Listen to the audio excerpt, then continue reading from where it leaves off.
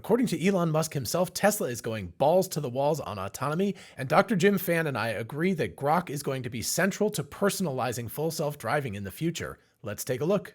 Hey y'all, it's Dr. Know-It-All. Since I'm talking about full self-driving, I wanted to bring this shirt back up again. I have now moved on from being a full self-driving beta tester to a full self-driving supervisor. Be sure to check out this shirt. The 2024 is the year of embodied AI and a whole bunch of other stuff at the merch store. Really cool shirts and great conversation starters, so definitely check them out.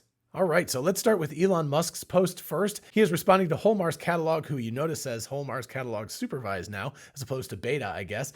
Elon is betting the company on autonomy. Has he lost his mind? What do you expect from a guy who bet his car company on electrification in 2003? Good point, by the way. In 2003, it was not at all obvious that EVs was the way to go. In fact, GM had just killed the EV1, which was actually why Tesla got started. All really interesting history. You can read Ashley Vance's biography and then Walter Isaacson's biography and get a whole bunch more about that. Anyway, responding to that, Elon said, not quite betting the company, which, he definitely did a couple of times earlier on, but going balls to the wall for autonomy is a blindingly obvious move. Everything else is like variations on a horse carriage. So a couple of things. First of all, he says it's blindingly obvious. It is blindingly obvious if you have done what Tesla has done over the years, installing the hardware on the cars, gathering the data, hiring the right engineers, getting the compute in place, all of that kind of stuff.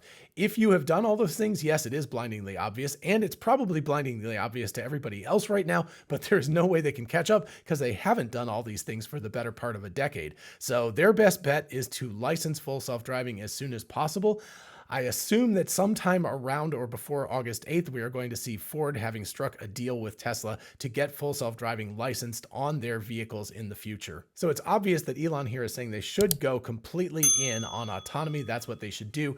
The variations on a horse carriage is basically everything, before that, legacy automotive and everything is just stupid. Why bother focusing on that? That's 20th century technology, not 21st century technology. In order to move forward, you have to bet the farm, or almost bet the farm, but go completely whole hog in on autonomy. And if you don't think Elon is serious about this, he actually put off visiting India for a while, saying that he was having to put in all his time at Tesla right now. So the earnings call is coming up tomorrow as I record this, today as you all watch this, and I'm sure he is really into getting Tesla as shipshape as possible. They have had a lot of headwinds. It's a difficult time for them right now. So he is focusing. For everybody who says that he's spending too much time focusing on SpaceX or X or something like that, he is obviously all in on Tesla right now and working really hard. And by the way, if you are a shareholder, please do vote about Elon's compensation package, because the guy hasn't been paid since 2018 for working at Tesla, and he has been doing a lot of work there for the last 6 years. So vote your conscience, of course, but definitely vote if you have shares. All right, and from there, let's turn to full self-driving. We're going to kind of do this from an angle coming into it. We're going to start with this post from Dr. Jim Fan from April 21st. Llama 3 is closing the gap with GPT-4. If you haven't played with Llama 3 yet, please do. I've got a couple of videos up here you can check out. Really amazing stuff, especially when it's running on GROK, G-R-O-Q, not G-R-O-K. Should I do a video on GROK, G-R-O-Q sometime? Let me know, because it's really interesting technology. If you think I should, definitely let me know in the comments. Anyway, as he says, Llama 3 is closing the gap with GPT-4, which is very true, but multimodal models gotta catch up. Vision capabilities of open models like Lava are far behind GPT-4V. Video models are even worse. They hallucinate all the time and fail to give detailed descriptions of complex scenes and actions. Applications like embodied AI and generative media require much more vision than language. He then goes on to talk about benchmarks, but I'm not worried about that part of the quote. You can read it. It's on screen right now. And of course, I will leave links to all this stuff in the description so you can check them out on your own time. What's highlighted in blue here is the important takeaway for our purposes. Applications like embodied AI, and yes, full self-driving is a version of embodied AI. It's an AI in a car. It's inside of a robot, so that's definitely embodied AI. But certainly Optimus and a lot of the stuff that he's working on with his Gear Lab as well count as embodied AI as well. Anyway, applications like embodied AI and generative media require much more vision than language. And Jan LeCun recently talked about this. He talked about a child by the time they're 4 years old has absorbed more information from vision and hearing and proprioception than all of the words ever written down in English and most other languages in the world. It's a massive amount. The amount of information that comes in through your eyes and ears and fingers, etc., is just massive. And so you gain so much more information about the world from these sources than you do from language. language. And of course, I've been saying for quite a while, and I even have a t-shirt saying it, that 2024 is the year of embodied AI. I say that you need embodiment in order to get to artificial general intelligence, or more accurately, artificially intelligent agents. I think that large language models can get close, but they really can't get there because they don't have a sense of the world. They don't interact with the world like we do, and they don't really understand the world like we do. And therefore, what Jim is talking about here is pertinent, because what he's saying that these sources of information, particularly vision, are much more dense and much more useful to learning and training. And clearly his Gear Lab, where they're running virtualized simulations of robots in the Isaac simulator, which is a virtualized physics world, and then moving that from the virtualized world into the real world for their plethora of robot vendors that are working with them, that gives him a real insight into just how important vision is and how important proprioception and other input sources are beyond what language can give a model. As you might expect, I stay super busy day in, day out, and this is where Soylent, today's sponsor, can help. I often work 15-hour days, so I barely have time to eat, let alone take the time to prepare meals. Soylent is amazing for someone like me who wants a healthy and nutritious meal that can be consumed without having to plan, prepare, and cook it. Soylent is a science-based meal replacement drink. The formulation is based on research and clinical trials. They've done the homework so that you and I don't have to. But the bottom line for me is that if it doesn't taste good, I won't drink it, and Soylent tastes great. In a survey of 40,000 people by Cantor Research, it beat out its competitors. Soylent is completely plant-based and has only 1 gram of sugar per bottle, so it's great for me and my vegetarian and reduced sugar diet. I love vanilla, and my favorite is Soylent's vanilla flavor. It's got a wonderful, rich vanilla flavor I find irresistible. Soylent has a special offer right now for you, my viewers. The first 500 people to use this link and code Dr. No at checkout will get 25% off their first subscription. Thanks again to Soylent for sponsoring today's video. Be sure to check out my link in the description and use Dr. No at checkout to get your 25% off. And now let's get back to it. So from there, let's dial the clock back a few more days to April 14th, when GROK 1.5 came out with some really, really interesting stuff. If you haven't seen that video, definitely check it out up here. Jim says Tesla FSD version 13 will likely be grokking language tokens. And by the way, today, Elon actually said that that is definitely going to happen. Both X and GROK are going to become part of Teslas in the near future. Probably we're looking at version 13, maybe version 12.5 or 12.6. The only real question is how deeply embedded it's going to be, and that's what I'm going to talk about after I get done reading this stuff from Jim. Continuing on, what excites me the most about GROK version 1.5 Vision is the potential to solve edge cases in self-driving. Using language for chain of thought will help the car break down a complex scenario, reason with rules and counterfactuals, and explain its decisions. What GROK 1.5V can help is to lift pixel to action mapping to pixel to language to action instead. With Tesla AI's highly mature data pipeline, it is not hard to label tons of edge cases with high-quality human explanation traces and fine-tune GROK to be far better than GPT-4V and Gemini for multimodal FSD reasoning. There were previous efforts on similar ideas such as Lingo 1 by Wave, but Tesla is spinning an unparalleled data flywheel that could scale far beyond. So I've highlighted the most important part in blue here again. Using language for chain of thought, in other words, reasoning steps, will help the car break down a complex scenario, in other words, a problematic situation where it's not clear what to do next, reason within the rules, propose counterfactuals, in other words, think about different possible outcomes, sort of like you would do if you came along a situation. Let's say that there was like a cement truck right in the middle of your lane on a road. You have to sit there and you have to think to yourself, okay, do I go out into the other lane? Do I chance it because I can't really see what's going on over there? How do I negotiate this entire thing? Are there flagmen out there who can tell me, whether I can go or not?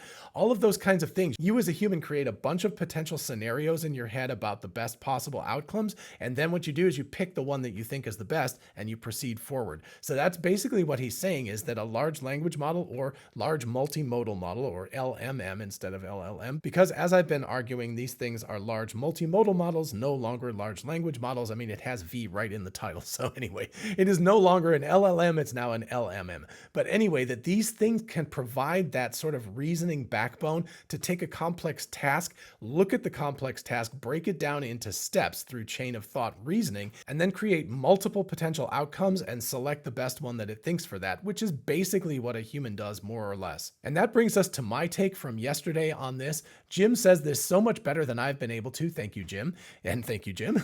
Yes, FSD version 13 will likely have an LMM, large multimodal model, integrated deeply into it. And yes, almost definitely this will be GROK 1.5 plus, as it's clearly being trained on full self-driving data. I mean, that's what these pictures are down here. They're clearly from FSD. According to X, it's been anonymized, so you can't tell what car it came from. But anyway, it's definitely from full self-driving. I mean, you can just tell from the cameras and things like that. And then I get into some speculation here. This won't be a bolt-on situation where an LLM simply talks to the passenger, and yes, that is LLM, but deeply integrated into the processing pipeline itself. With chain of thought reasoning potential and the ability of LMMs to retain conversations in the form of long context windows, GROK will be able to form memories of a sort concerning local driving and driver profiles, allowing the car to be very satisfactory to every driver. I believe that over time we will not see one full self-driving, we'll see one for every driver via a straightforward inference time conversation with each locality and each driver. And when I wrote this, people asked me what the hell I was talking about. I guess I was a little bit too dense with this, so I'm going to break it down in this video right here.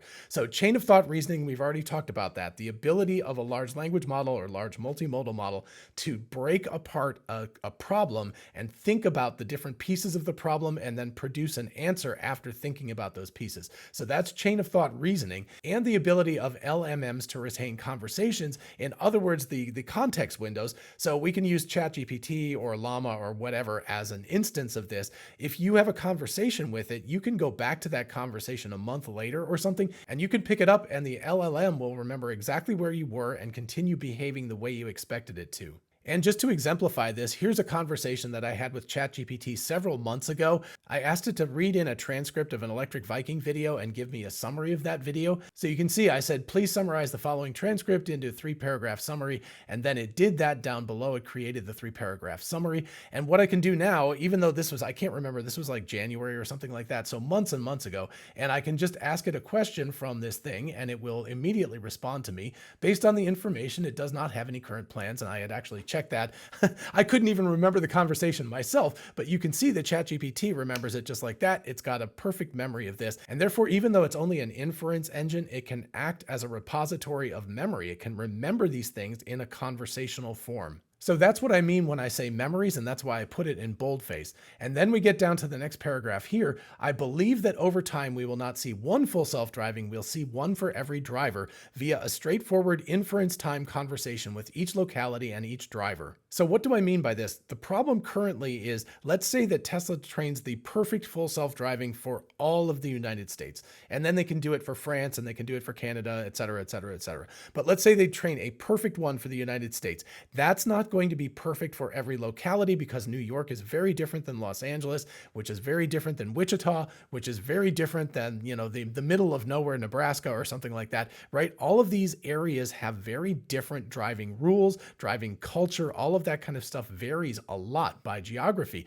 So you can't just have one full self-driving that will do perfectly everywhere. It can drive okay every place, but it's going to drive like a new driver. It's going to drive like a driver who's not familiar. So I, for example, have never driven in Toronto, Canada, but I know that they have those trolleys and I know that it's really, really weird and very difficult to understand how to drive there if you're not a local. So yes, I could drive in Toronto. I could certainly go rent a car, but I would probably drive poorly in Toronto. And that's the problem with full self-driving right now is that, you know, in Athens or wherever I'm familiar, it feels like it just doesn't know the town that well. And then on top of that, we can compound the fact that every single driver just has a different personality. I drive very differently than my wife does. Misinformation drives much more conservatively. She's very happy to be chill about things and get there when she gets there. I'm just that person. If I like miss, you know, if I'm one car behind another lane or something, I get super frustrated. I'm like, oh, should have been in that lane so I could be one car further forward so I could get there just like a microsecond faster, right? It's kind of ridiculous when I think about it, but I can't help it. That's my personality. But that's just two of us, for examples. I would say that if there's 150 million drivers in the United States, there are 150 million different versions of full self-driving that would be necessary to make everybody happy. So with a combination of the fact that that currently full self-driving doesn't really understand localities. It drives like a newcomer to all of these cities. And the fact that it doesn't drive like I do for every single driver, that is what's going to ultimately cause a problem for people to utilize full self-driving, at least until we get robo-taxis. If we eventually get robo-taxis and people are sitting in the back seat and not really paying attention, they probably won't pay attention that much. But at least during the time when we're sitting behind the steering wheel and we're thinking, should I take over or not? The car needs to drive more like we do, and it needs to understand local rules and local culture better. And culture is a pretty, indistinct, nebulous thing, but it's the kind of thing you sort of know. Do people generally cut out in front of you and then not drive very quickly, which is very frustrating? Do they expect you to roll stop signs? Do they expect you to drive above the speed limit, under the speed limit? All of those kinds of things are kind of cultural, nebulous entities, but we know that, if you've driven in a place for 5 or 10 years or something, you're going to know those rules sort of in the back of your head, and you're going to understand that. And the problem is that full self-driving currently can't do that, but that's exactly where LMMs can come in. They can have these long conversation windows that could go on for years potentially, and they don't have to look like English. They don't have to be written out in English. They can be done in some sort of code that the computer understands itself, but it can write a very compact code which kind of says like, oh, currently I'm in Atlanta. In fact, I'm on the east side of Atlanta, and that has a certain driving culture, and this is the culture of it. And the person that's behind the steering wheel right now is John, and John is a very, very assertive driver. And so I'm going to then use the conversation about when John has previously interacted with the vehicle before, canceled full self-driving, done certain moves. I'm going to then read that conversation in about both the locality and the driver profile, and I'm going to combine those two things to modify the base level full self-driving at inference time. In other words, if you're familiar with something like a LoRa or something, it would kind of act like a LoRa, a low rank adapter that's able to just be a layer on top of a big giant neural network that affects that neural network and changes just the fine tuning of it to allow it to do very, very specific tasks. And so the fact that Elon just today confirmed that Tesla is in fact going to be installing GROK, and it sounds like it's going to be much more than a bolt-on. A bolt-on would be okay if we just had something that would talk to us, and that would be nice. It'd be kind of cool and cute. It's a little bit of a party trick, but what I really, really want is for them to integrate it like this. I want it to become part of full self-driving. I want it to individualize the full self-driving. I want it to localize the full self-driving, to provide a memory, to provide the ability to break down complex situations into small pieces and figure out the best thing to do in a sort of rational way, and also to allow it to be somewhat creative. And so I am super excited about the possibility of GROK 1.5 or GROK 2 or whatever it is being integrated into Tesla's full self-driving version something, so that the car can drive more like a local, more understanding of the local area and everything, and also drive more like I do, which is going to make all of us drivers very, very happy, except maybe misinformation sitting in the passenger seat. And maybe there will be a profile that will be like, oh, it's Dr. Know-It-All, but misinformation's in the car too, so back it down. Don't drive quite as aggressively as you would with him in the car by himself. So that would be cool also, because it's got a camera and it might be able to tell that kind of stuff. So I think that this is a very exciting potential for the future and a real way for Tesla to solve full self-driving to the satisfaction of all drivers. I think without something like this, nobody's ever going to be completely satisfied, because the car is going to have to become a generically good driver, not a good driver in your eyes. All right, so those are my thoughts. Definitely let me know what you think in the comments. And while you're down there, if you don't mind, please do like and subscribe. And finally, a big thanks once again to Soylent for sponsoring today's video. Be sure to check out my link in the description to save 25% off, and I'll see you in the next one. Bye-bye.